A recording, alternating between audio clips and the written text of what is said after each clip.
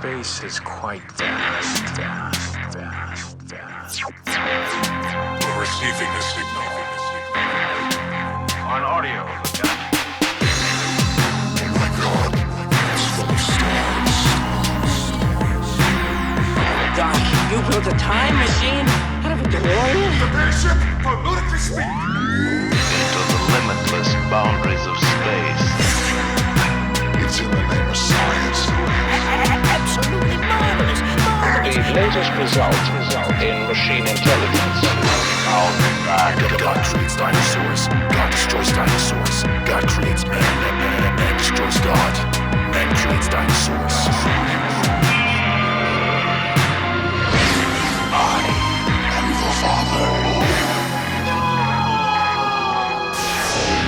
The podcast from Planet X.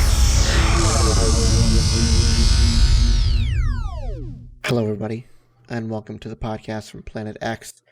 My name is Ben, and with me, as always, is my co-host David. What's up, guys? This episode, we have got Atlantis, The Lost Empire from 2001, a Disney movie. One of a few on our list, I think. But this is the first that we've done, if I'm remembering correctly. Yes, this is the first Disney movie that we've done, technically.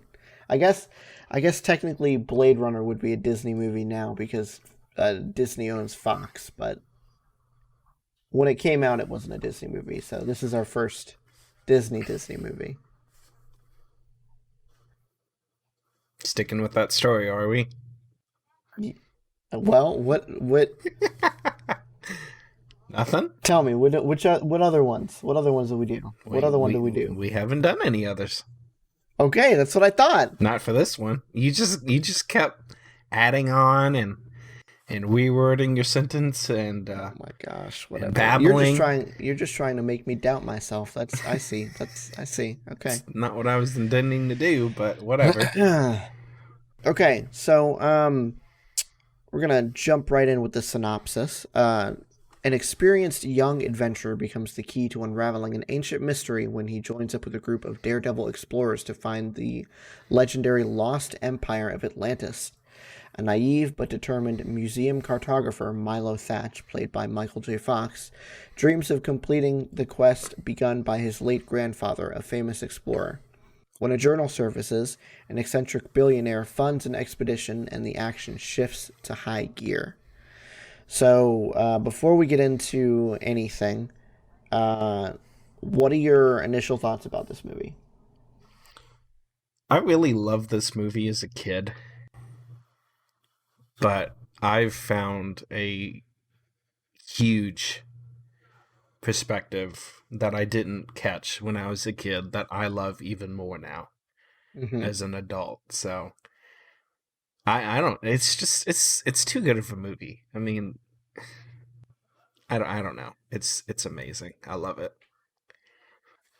I remember watching this movie a lot as a kid, at least a few times, but I haven't watched it in probably at least a decade, if not more. This movie is so much better than I remember it. Like, I remember it being good, don't get me wrong, but this is from like a child's brain, so God only knows what I thought was good that could turn out to be total garbage now. But this is not one of those things. One thing that I did catch on that I definitely didn't pick up on as a kid, there's a lot of death in this movie. Like, more death than I think I've ever seen in a Disney movie, especially an animated one before. See, I didn't think of it that way until I was reading the notes that we made for it. Mm-hmm. And I was like,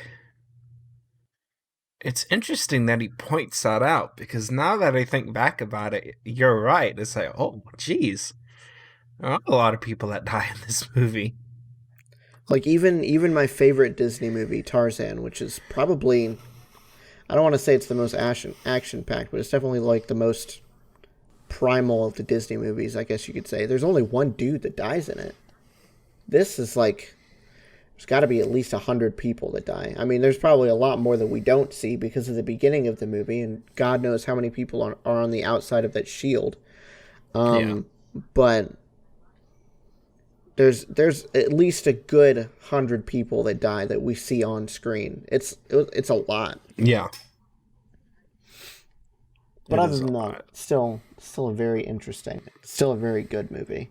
I was expecting you to lead into something else. I just didn't know if there was something else you wanted to say. No, I'm good. Okay, so we'll get into the cast and crew here now. Michael J. Fox, as we already mentioned, played Milo. For reference, he was Marty McFly in the Back to the Future films. He played Alex P. Keaton in Family Ties. He was the voice of Stuart Little in all of the Stuart Little films that came out. And he played a character called Lewis Canning in The Good Wife. James Garner, he was apparently a huge star back in like the 60s and 70s. He had 2 TV shows that he was on. He played Brett Maverick in Maverick, Jim Rockford in The Rockford Files. He played Jim Egan in 8 Simple Rules, and then he played Raymond Hope in the noir thriller Twilight, not to be confused with the god-awful teen drama Twilight. We've also got John Mahoney, who plays Preston Whitmore, probably most famous for playing Martin Crane on Frasier.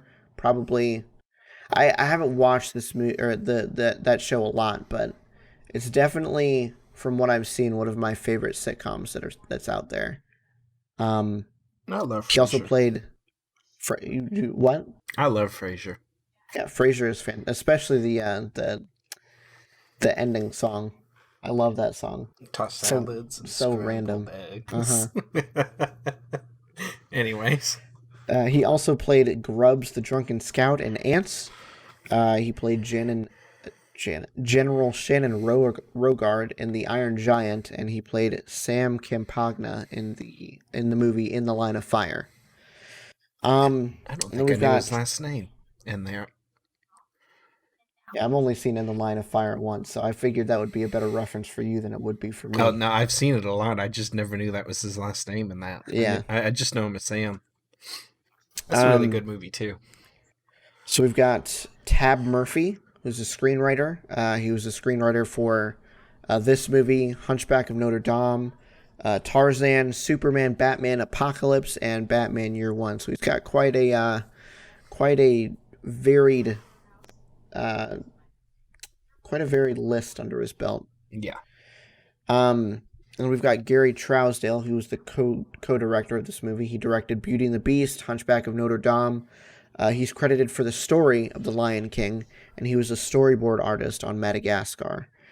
And then the final crew member that we're going to highlight here is Kirk Wise, who is the other co-director. He was an assistant animator on The Great Mouse Detective. He co-directed Beauty and the Beast. He co-directed The Hunchback of Notre Dame. And then he was the director and the ADR director of the U.S. release of Spirited Away, which is a Hayaki Miyazaki film. I can't remember the name, and I can't pronounce the name because it's Japanese, so I'm not going to try again. But it's one of the Studio Ghibli films that are supposed to be really good that I still haven't seen, that I'm probably doing myself a disservice and not seeing. But there you go. Whatever. So we've found a few interesting things that we're going to touch on. The first that I'd like David to talk about is the Atlantean language that was created for the film. I really like this because I had no idea that this is what they did.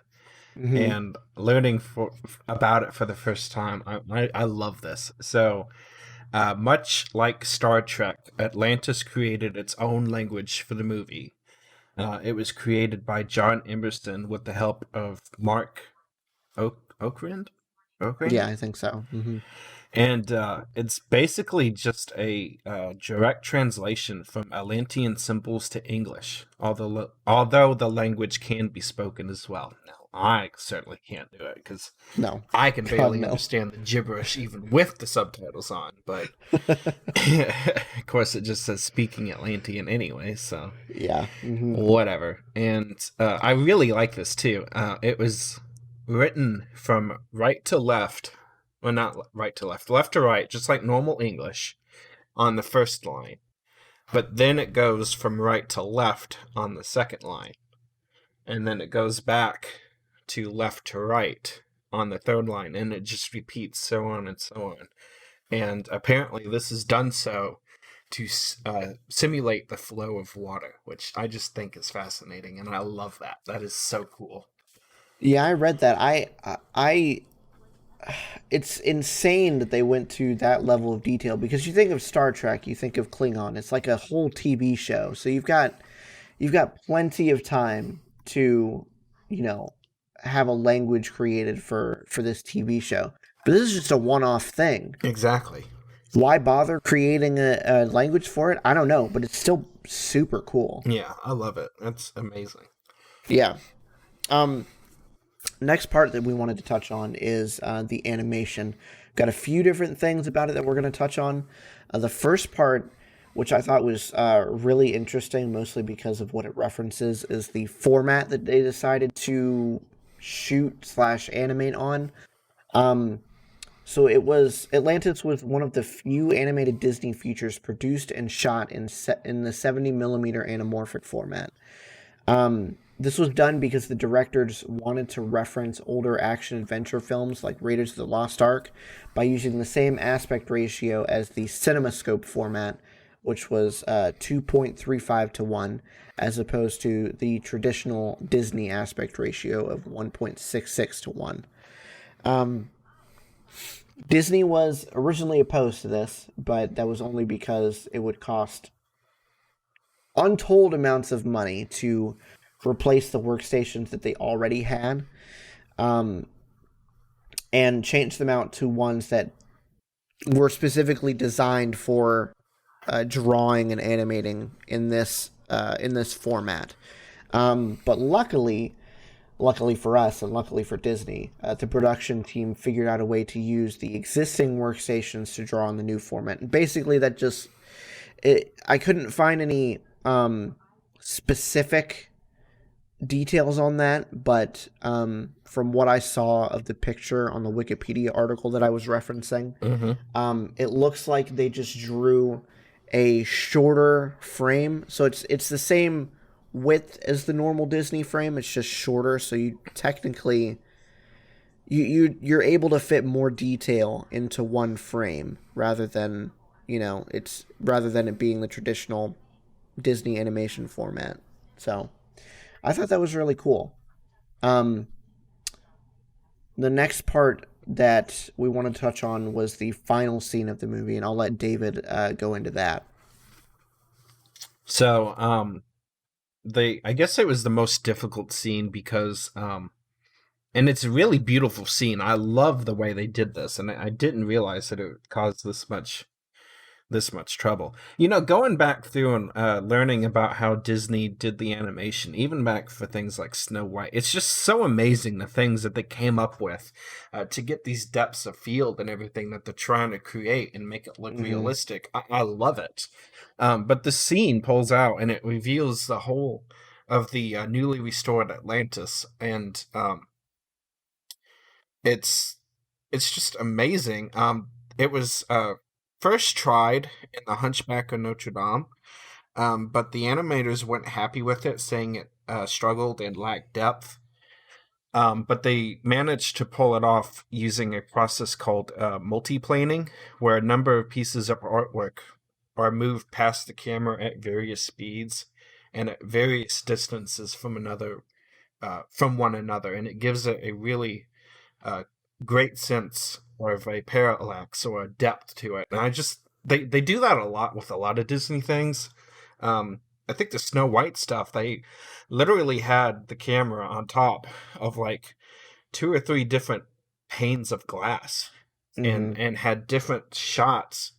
Well, not different shots, but different parts of the frame drawn on the different glass scenes, and it gave it that, and it's just amazing how they did this stuff. I had no idea it was this hard to do. It just seems like something that would be totally easy and natural. I mean, it's just a pan out shot, but when you're thinking about animation, I guess it's just a lot harder than just like panning out and zooming out and revealing the whole picture when you've got it on film. But when you got to animate it like this. See, that's where, I mean, you're right in the traditional animation sense, but you're also right that nowadays with computer animation, even if you're drawing traditionally, like with a tablet or whatever, you can just make this drawing be gigantic, and you can zoom in and out as much as you want, resolution notwithstanding. Yeah. And you could get the same effect probably pretty easily, I might add. Yeah. But this was back in 2001, and Disney was still hard into the traditional animation they were going into. Yeah, you didn't have quadros pumping out frames and all that. And it takes a long time for them to render the movies they've got now. They're packed with so much detail, but yeah, for this real. just wasn't possible back then. This is 20 years ago, and we've made leaps and bounds in graphics and CPU technology since then. So yeah, exactly. it's amazing what they could do and when they could do it. Because I mean, animation with Disney's going on like 100 years old almost at this point. Yeah, it's crazy. Although they still aren't, they're not doing traditional animation anymore. Sadly. Sucks, but do what you gotta do. This is a smaller side, so we'll keep it really quick. I really wish we could go back, because I'm done with this live action remake nonsense. I really am. Oh yeah, no, I'm with you. I don't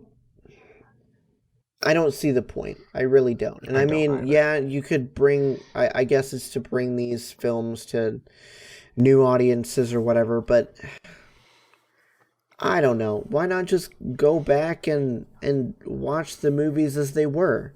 They were better. Yeah. They were much better. A lot of them were. The only one that I've seen, and I haven't seen all of them because I'm probably never going to see Dumbo, but I have seen Aladdin and The Lion King. And out of those two, the one that I saw that even came close to the original was Aladdin.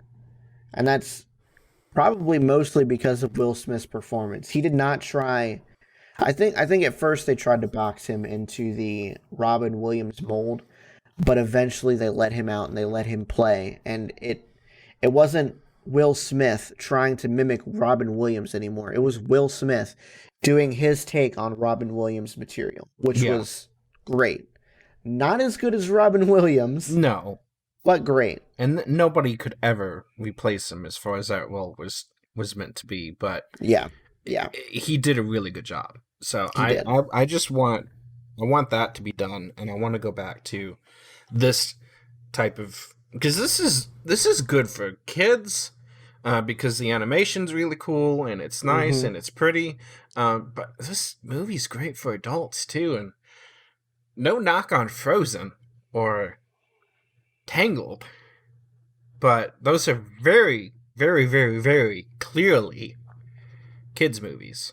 Mm-hmm. And in some ways, I'm not seeing the value, I would say, for like adults, like the themes and stuff. Whereas movies like this, you can see it.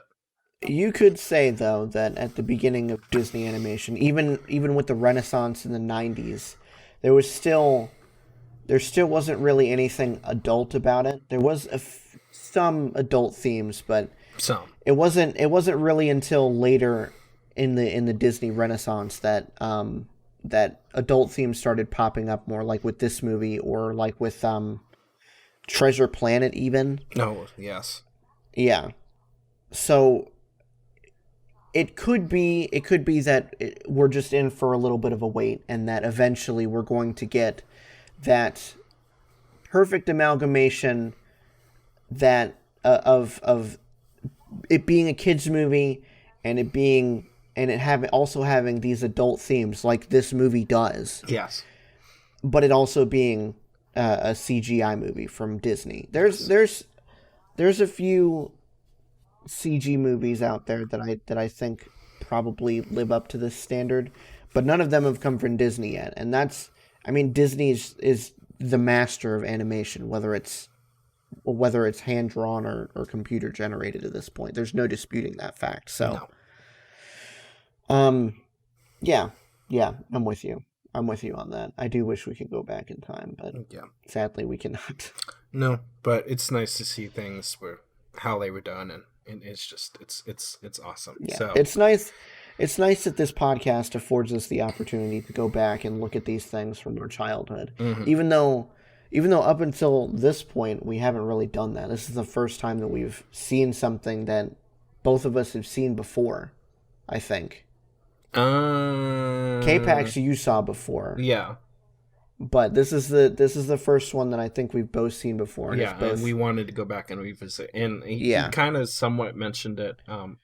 Don't know when, but we will eventually do Treasure Planet. It's on the list, guys. It's on our list. We have a very long list. it's like 60 plus options. Yeah, we've got 60 plus movies and series that we're going to go through, so we'll eventually get to Treasure Planet, hopefully.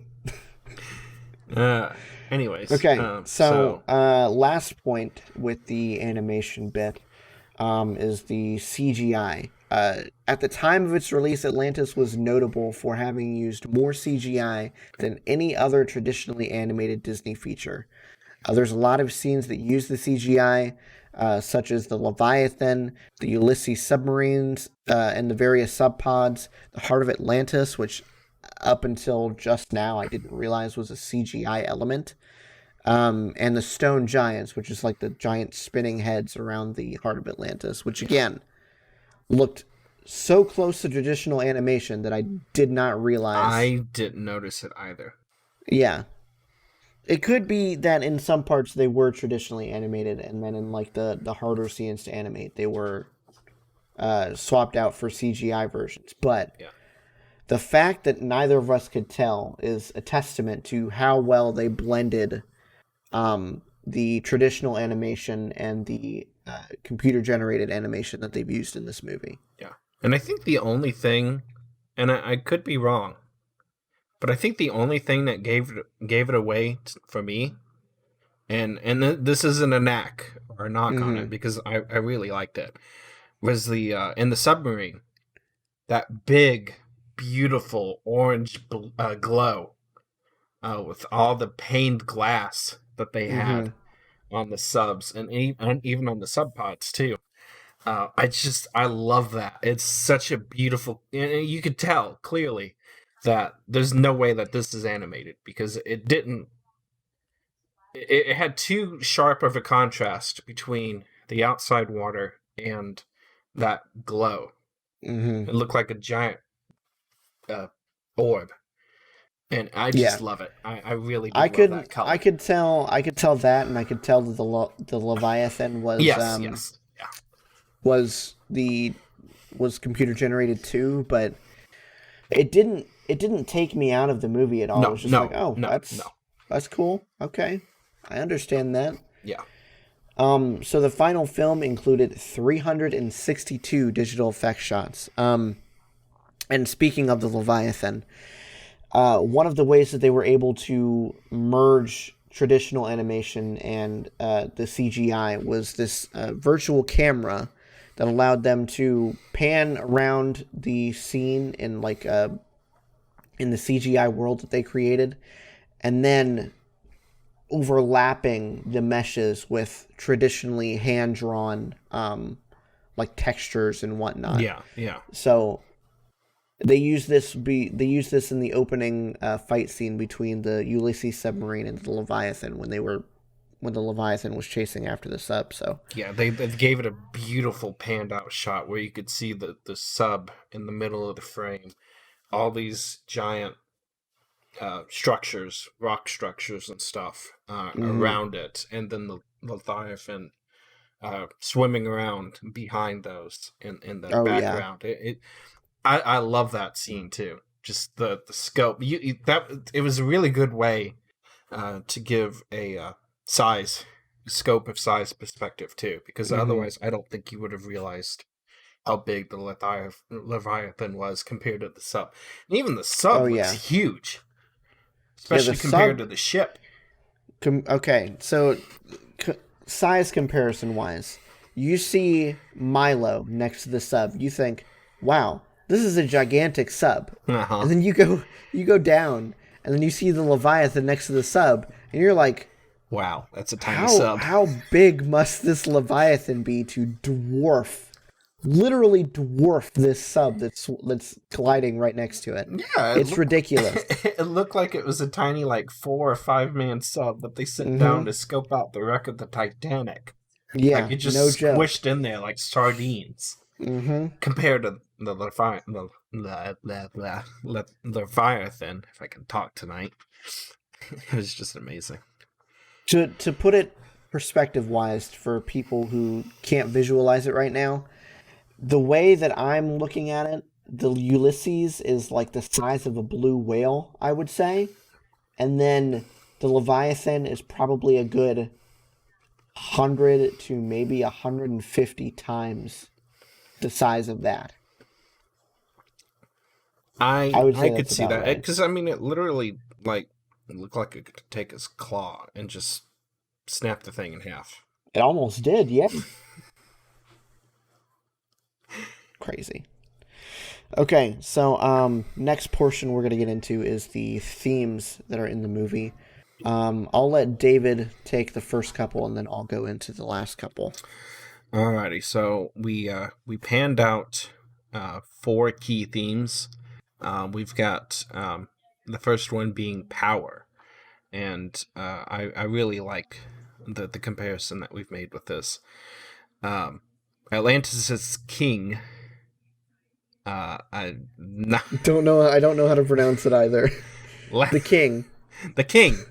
Yeah, the king, because I can't. Abuses his powers and harms his empire in the process. He didn't mean to. It was just basically completely overwhelmed everybody and screwed the pooch. And he realizes this mistake afterwards with the loss of his wife, but the damage had already been done.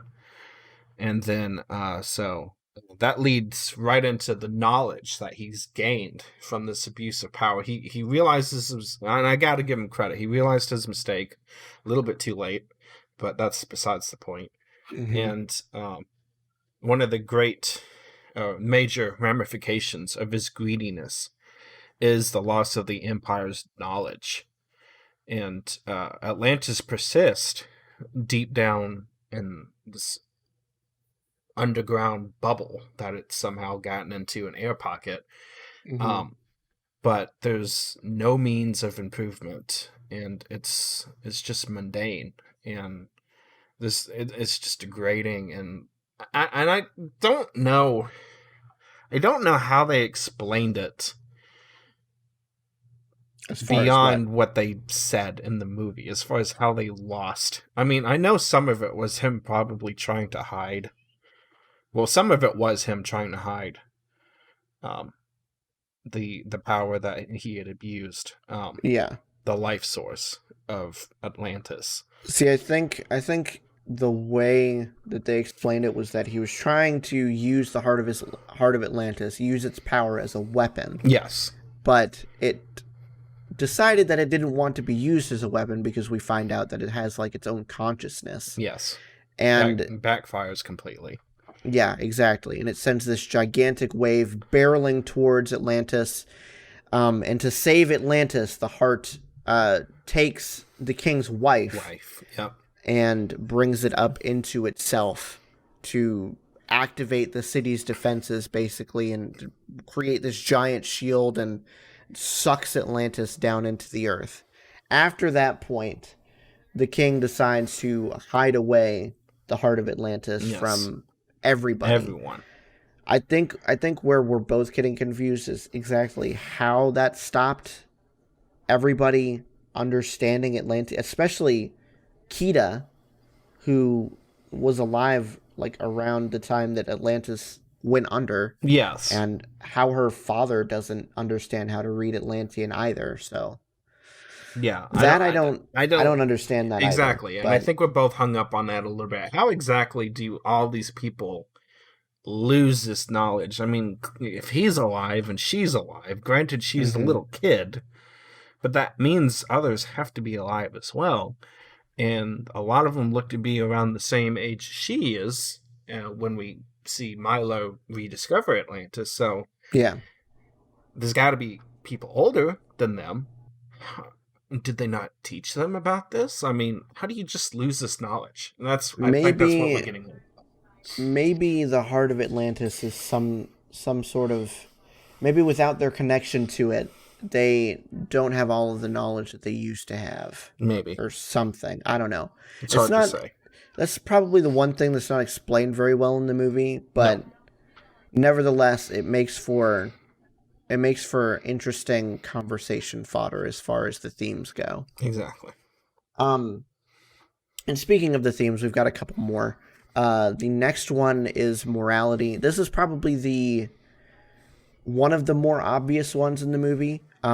So like, I don't know, halfway through the movie, Milo and the crew that Whitmore hires to help Milo bring or rediscover Atlantis, they have to decide whether or not they're going to save Atlantis, because they realize that taking the heart of Atlantis away would kill off any chance of this civilization's revival, or do they stay and try to help get it back. Eventually, they do decide to help Milo get the heart back, and all is well. But it's an interesting paradox, because at first they're all like, yeah, it's not a big deal, you know, we've done stuff like this before. Yep. But and then like a few minutes later, they're all like, okay, yeah, we have done stuff like this before, but it hasn't been to people that we know about. Yeah. We can't go on in good conscience knowing that we would be effectively dooming these people if we took this away. Yeah. So they decided to stay back and help Milo get the heart back from Rourke. Yep. Who is the central character in the next theme that we've got of anti-capitalism. It also kind of feeds into the morality theme, but Rourke himself is motivated by greed when he pursues his own financial gain in spite of the knowledge that his theft of the crystal will lead to the destruction of Atlantis. Yeah, it's basically what I explained before. They know that that if they take away the heart, Atlantis is doomed. But Rourke doesn't care. He's just in it for the money. Yes. So, yeah, those are the themes that we found in it. And then I'll let David go into the plagiarism controversy. Second one in a row that we've had on this podcast. Which, again, didn't know there was any plagiarism controversy with this movie. Exactly. K-Pax, I was really shocked, because it just seems so original that there's no way that it could be plagiarized in any sort of way. Yeah. This one, I can't say I'm surprised. Not because of... I'm not saying that, Disney would do this, or willingly do this, or anything like that, or that any of the people that created the movie willingly did this. It's just, it just doesn't seem hard to do with Atlantis. I mean... Yeah. Everybody knows about its mythical origins and the supposed doomsday catastrophes that sunk it for good or wiped it off the face of the earth. Lord knows what, but everybody's heard about it and everybody knows what it is. So the fact that there's plagiarism controversy with this, I'm not surprised. But the specifics... When the film is released, some viewers noticed that Atlantis bore a number of similarities to the 1990 through 91 Japanese anime television program, I guess Nadia, The Secret of Blue Water, particularly in its character design, setting, and story. Fans of the anime pressured the production company that created Gainax, Gainax, I think. Gainax, whatever, to sue Disney, but the company refrained from doing so because the decision of whether or not to move ahead with the lawsuit was up to their parent companies, NHK and Toho, I'm assuming. It is reported that NHK was afraid of Disney's lawyers, which I can't say I'm surprised, given how big the company is, especially, well, even back then, but especially now. Yeah. Saying that they were terrified of what they would do to them. This is especially interesting as Toho, the production company responsible for Godzilla and other famous Japanese franchises, is especially litigious themselves. So I'm surprised they didn't want to go to court because, hey, if they got a history of it and they think they can win and they really felt like something was going on, then they probably should have. So it makes me wonder if they didn't think something was going on then. Yeah. I mean, like you said before, it could always be because they were just, terrified of Disney's lawyers. Could be. In spite of how big they are now, they're still pretty big back then. Yeah, exactly. But I don't know. I've not seen any of this, and I won't. I'm not into anime. I don't know why everybody is, but it is not my cup of tea, unfortunately. So that takes care of that. But Disney has never formally responded to the plagiarism claims, but co-director Kirk Wise did post on a Disney animation news group claiming that he had never heard of Nadia until he heard about it on the news group, long after production wrapped. Whether or not you believe that or not is totally up to you, but I'm not surprised if he didn't hear about it at all.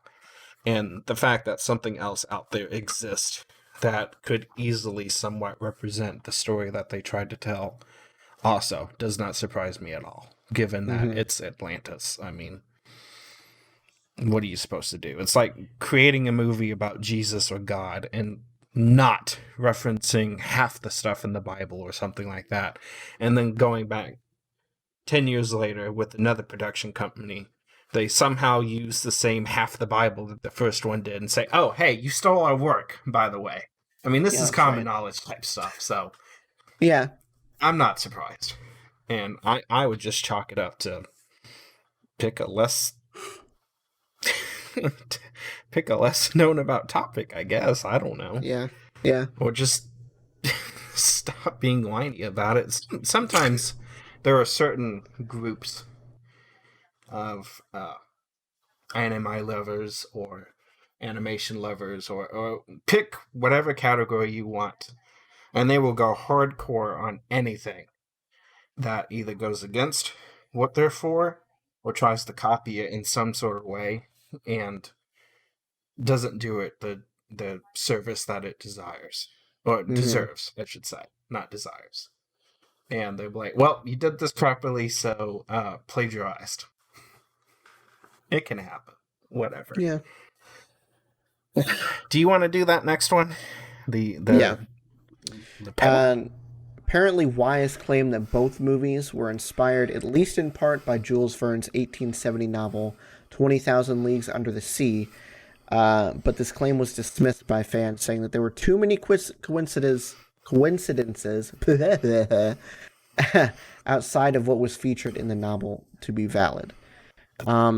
There were also critics that saw parallels with the 1986 film Laputa Castle in the Sky from Hayao Miyazaki and Studio Ghibli. That was the Japanese name that I was trying to remember before. But I'm going to give this one a pass because the directors both acknowledged Miyazaki's works as a major influence on their own work. So if you're inspired by something, some portion of what you're inspired by is going to make it into your own work inevitably. Yes. And then there were also people who saw parallels with the 1994 film Stargate. Milo's characteristics were said to resemble those of Daniel Jackson, the protagonist of Stargate, and its spin-off television series Stargate XG-1, which coincidentally launched its own spin-off titled Stargate Atlantis. Love that. Yeah. Absolutely love that. All three of which are now on our list, so we've got even more. Jeez. Did we throw... Okay, well, the first thing, while I'm trying to gather my thought, is there a movie version of 20,000 Leagues Under the Sea? I'm sure there is. We'd probably just have to pick a version that we'd want to cover. Version that we'd want to do. Okay, so we probably should throw that in at some point, because that seems like something that we should do. Mm-hmm. Golly. What was the other one? Iron Giant. Did we put that on our list? I know we said we was going to. But I don't remember if we did. I feel like we did.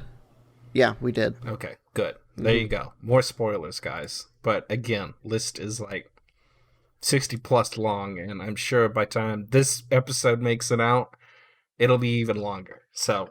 Oh, I have no doubt. I have no doubt about that. We got to stockpile. Okay, so yeah, I think that's where we're gonna leave this one.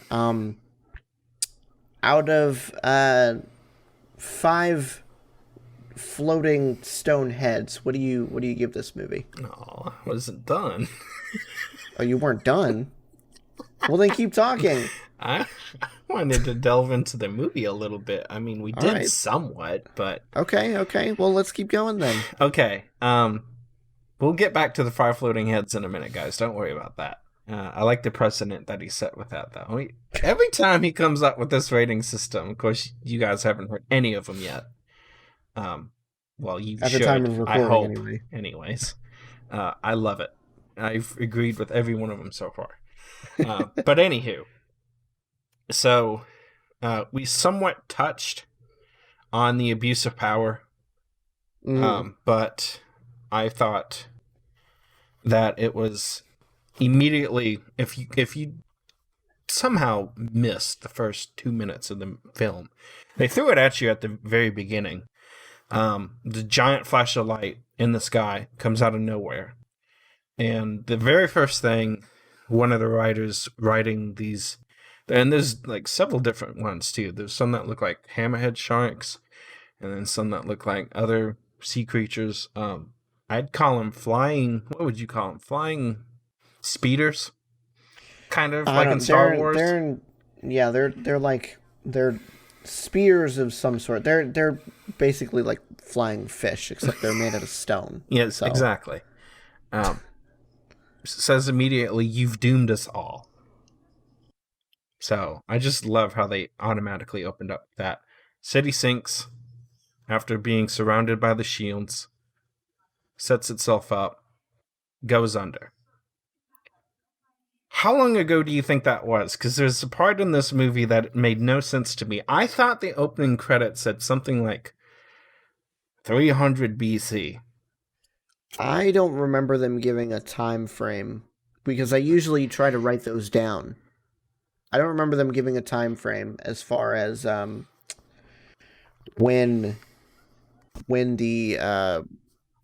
all that happened. Maybe I misremembered then, because whatever date I had in my head, and I don't know how I had a date in my head, completely gets overshadowed by Milo saying later on that, asking Kita, "Wait, you were there?" Because she's explaining the day that this all happened.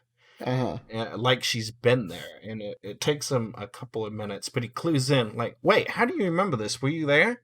And she goes, "Yes." And he's like, how old do you, because she looks like 20.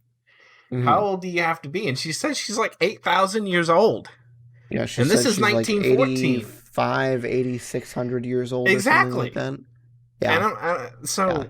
That does not mean it was 300 BC. So did they not say? Or am I just losing my mind? I don't think they said. No, Okay. I just looked it up. I just looked it up on Wikipedia, and it didn't have any sort of beginning time frame for it, Okay. Gotcha. other than when it's in 1914. That it's several thousand years later. So it fits. It fits. Gotcha. I wanted to talk about the relationship between Preston Whitmore and Thaddeus Thatch. I think that was his first name. Milo's grandfather. Yeah. The whole bet, the whole Shepherd's Journals bet. What did you think about that? Did he pull through? Does he know how to settle a bet? Oh. Yes, 100%. 100%. With all the stuff that he had. No The kidding. crew. We didn't Even talk though about any of the 90% crew. of them died.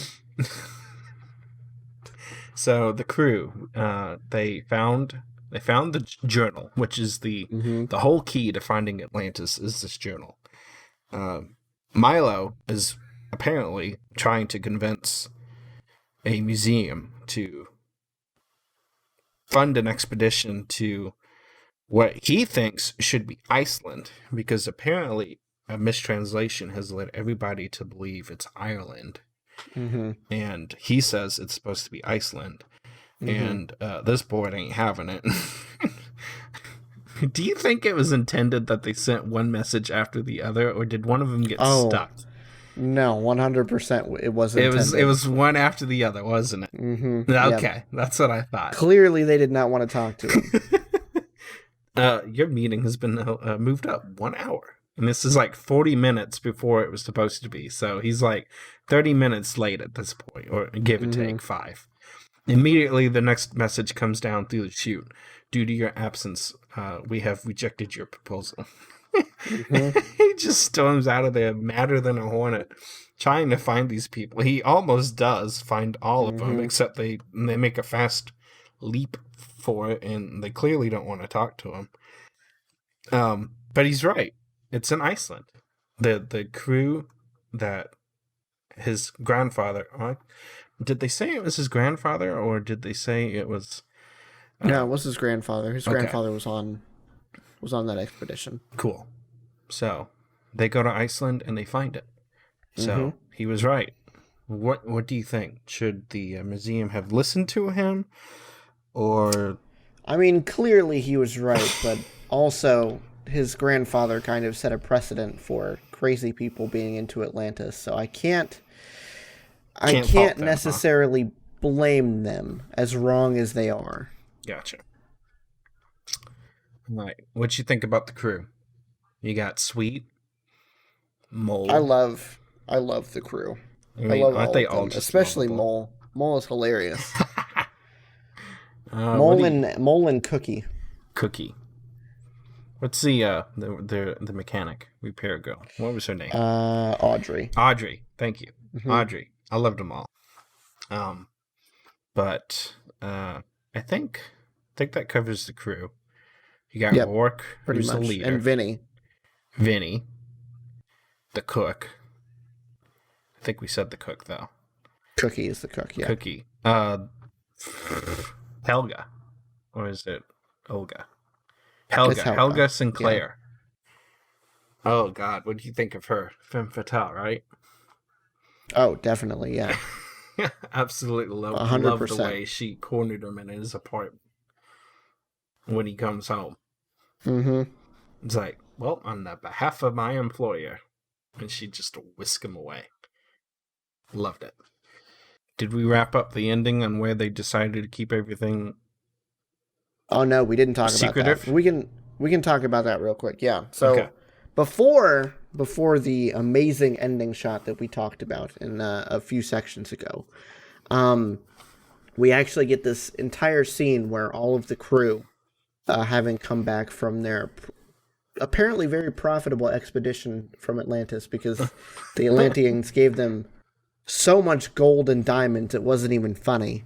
Yeah.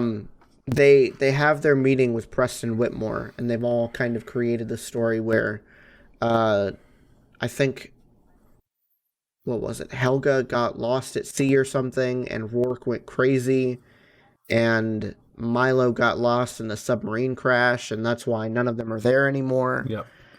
So they've just decided to keep the entire thing secret, so that nobody can go down to Atlantis and try to do what Rourke almost succeeded in doing. So, yeah, I thought that was a really interesting way to leave that to end the movie. Yeah, I liked it a lot. Did you? I know Helga had made the point that there wasn't supposed to be people down here, and that this quote changes everything. Mm-hmm. And clearly, Rourke had no intentions of changing any plans whatsoever. He was down there to get what he wanted to get. Didn't care if the people there or not. And we see her end up leaving with him. Even though it seemed like for a moment she might have a change of heart, but she's the only one of the crew that we're formally introduced to that doesn't decide to stay back with Milo and Kita. Mm-hmm. Well, actually, Kita's that's gone. why. Duh. That's why she's the only one that dies. Did you think she had a change of heart at the end? Or did he just... Did she just completely get pissed off that he tried to throw her overboard? I think the fact that he tried to cut her out of the deal kind of sealed the deal for her. But it's hard. It's honestly hard to say whether it was a change of heart or whether she was just pissed off that he tried to throw her off of the side of the balloon. Gotcha. I'm leaning more towards.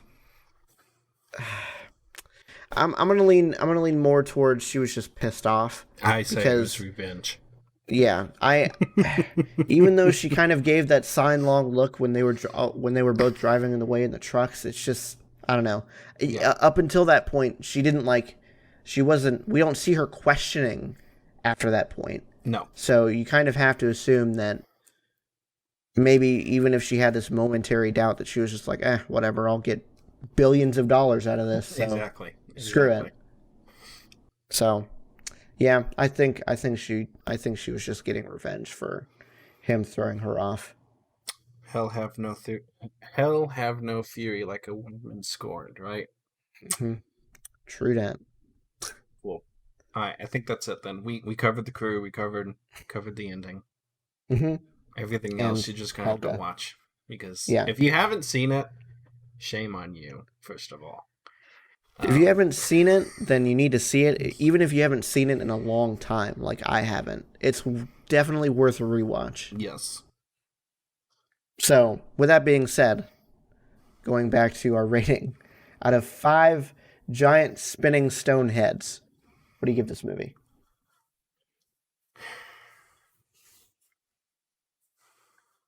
I'm really torn here, and I'm not sure I should do it or not. I feel like there has to be a movie.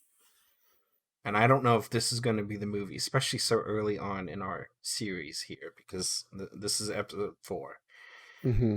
That has to have a perfect rating. The only thing I can complain about, and it just might be my pure lack of understanding, is how they get this massive case of amnesia, basically, and lose all this knowledge. And you didn't seem to have a clear explanation for it either. No. So maybe they just didn't do a good enough job explaining it. That's the only thing I can complain about? Then I'm just nitpicking. I think I have to give it a full 5 out of 5. Yeah? Okay. I think I do. Hell with it. I'm doing it. 5 out of 5. See, I'm hesitant to do the same thing just because I know there's so much more that we're going to cover on this podcast that neither of us have seen. So I'll be a little bit more conservative than you are. I want to give this like a 4.75. Okay. Still better than all of the movies that we've seen thus far. Yes. But I don't want to give it a perfect rating because I know that there's probably going to be something. Maybe it won't be in like 50 episodes, nothing will top Atlantis. But you never know. Something never know. might, something will. Mm-hmm. But to hell with it. Maybe there'll be 2 movies because I'm doing it. It's 5. I'm not changing my mind. Okay. All right. So that's where we're gonna leave it this time, guys. Before we go, we are going to select our next movie / series, whatever. Oh, cool. We haven't done this before. Got our random number generator up. Right now we've got 67 entries on our list. And I'm just going to hit the generate button, and we're gonna see what we've got next. Number 66. Oh wow! Which is Stargate SG-1. So, all right. So we're gonna explain something here. David and I recently added series to this podcast. So we didn't originally start out with the intent to cover series. So what we're going to do, I'm going to roll another number. Whatever number we get next, if it's a movie, that is, we're going to cover. After this next episode, we're going to cover the first season of Stargate SG-1. Just because we don't know exactly how big the series or how big the season is going to be, we don't want to overload ourselves in trying to crunch this series or this season into like 2 or 3 days worth of watching and not understanding and hating it because, you know, we have to force ourselves to binge it. So, so not next episode, but the episode after, we're going to cover the first season of Stargate SG-1. Yeah. And next episode, we are going to cover, we're going to cover Galaxy Quest. What number was that? 44. Okay, I'm down with this. So, from what little I know, Galaxy Quest is a science fiction like comedy movie, I think, starring Tim Allen and a few other people. Oh, okay. I think Alan Rickman is in it too. Okay. Gotcha. So it's bound to be a very, very interesting movie. I'm super excited. So to recap, just in case I lost you with my rambling explanation, next episode, Galaxy Quest. Episode after, we're doing the first season of Stargate SG-1.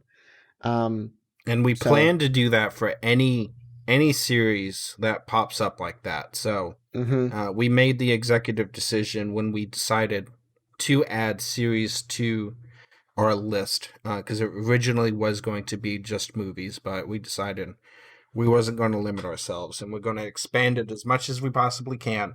Anytime that we randomly pick one of these numbers, and it's going to be a whole new list every time because we're going to continuously add to it. And we're also striking through everything that we have done. So anytime this happens, we will repeat the roll.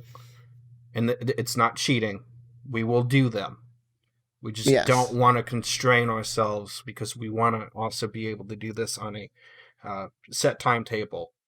Give ourselves the extra time that we need to get these series done correctly, so that we don't do it any disjustice or disservice. Yeah, exactly. We don't want to do a disservice by having to rush watching something. Exactly. A movie is very easy to sit down and watch and take notes and research in like a day or two. But an entire season, it's going to take we haven't done that before. We don't want to set ourselves up for failure here, so we're going to give ourselves a little bit of extra time to cover it. Hopefully you guys understand. And I'm glad this happened really early on instead of being like 30 episodes in, because while we're stockpiling our episodes, that'll give us even more time to do so. So exactly, yeah.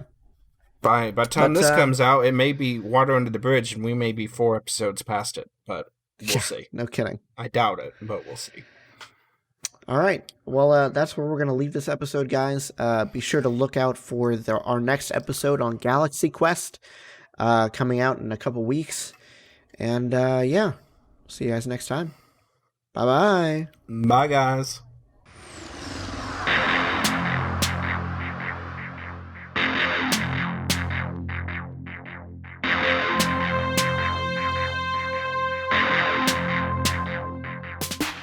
Thank you for listening to this episode of the podcast from Planet X. We are hosted, edited, and produced by Ben Mason and co-hosted by David Knowles. Our theme song is produced by the Tormented Teamster. You can follow Ben on Twitter at BenPlaysVidyaS. That's Ben Plays VIDYAS. And you can follow David on Twitter at Car6x16. If you want to keep the conversation going, you can contact the show on Twitter at PlanetXPod or by email at podcastfromplanetx@gmail.com. That's all for this episode. We'll see you next time.